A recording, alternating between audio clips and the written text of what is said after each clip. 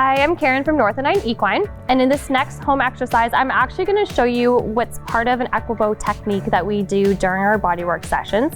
But it is a protocol that is fairly simple, and if you're even in the area where we need to do the work and you're a little bit off target, it's still going to offer some relief to your horse.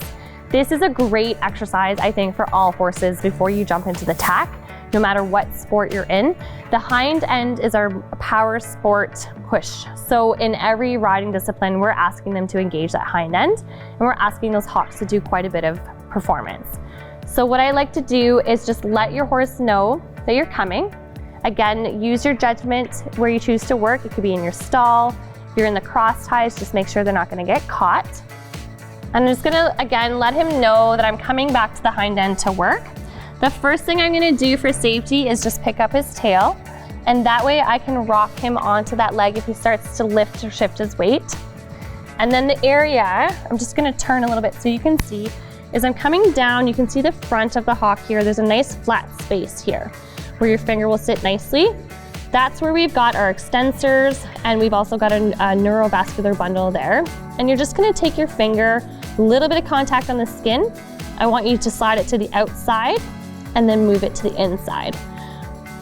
When you're doing this on your horse, I want you to stand facing the hind end with their head secure so they can't bite you. And just for safety, so you're out of the kick zone, do the move this way. We're then gonna look on the outside of the hock for our lateral ligaments, and we're gonna just, on the very flat surface here, take skin slack up towards his thumb and push our thumb down towards his hoof. And then we're gonna do towards his head and away. And then on the inside of his leg, we're looking for this blood vessel here, and there's a nervous bundle there as well. So what we're gonna do is make a flat move back. We're gonna do it on the inside, so we're a little bit blind. But you can see here where we're aiming for.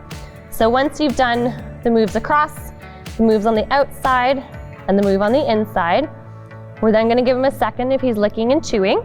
And then I want you to just pick up his hind foot, and we're gonna just flex and open all of those joints.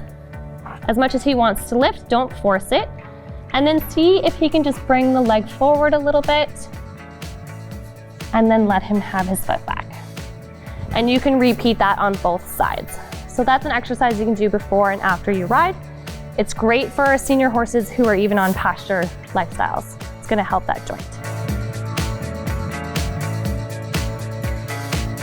So once we've done the actual fascial release work, I want you to let your horse pause and relax. And then when they've had a chance for the body to process, we're gonna then ask to do some of those Feldenkrais exercises like we did in the front, but with the hind foot. So Julia's gonna ask him to pick up his foot.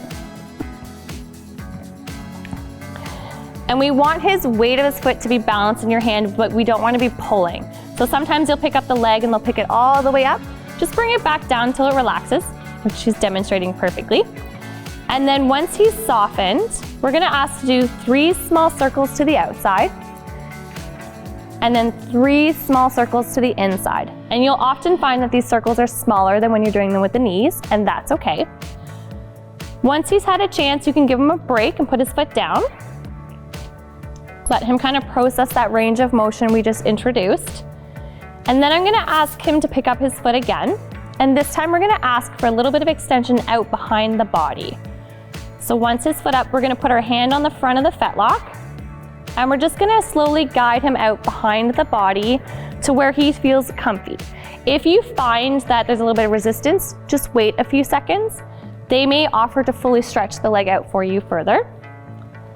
And it seems like he's kind of pausing at that point, so we'll bring the leg back and let him rest. And then we can sneak around and ask him to do the same thing on the other side. Now, depending on what you find in your horse, if there's any pelvic injuries or old trauma or tension, you may find that on one side they get a little bit back and that's where they want to stay. You may go to the other side and find that they can do full extension, and that's good. If you're having troubles in this area, I want you to reach out and let me know, because there's a lot of soft tissues above that may be causing any hesitation. And we want to make sure that we're not pulling his leg out mechanically for him. We want it nice and soft. You've probably even seen your horse stretch in the stall where they'll put their leg straight out, and that's fine.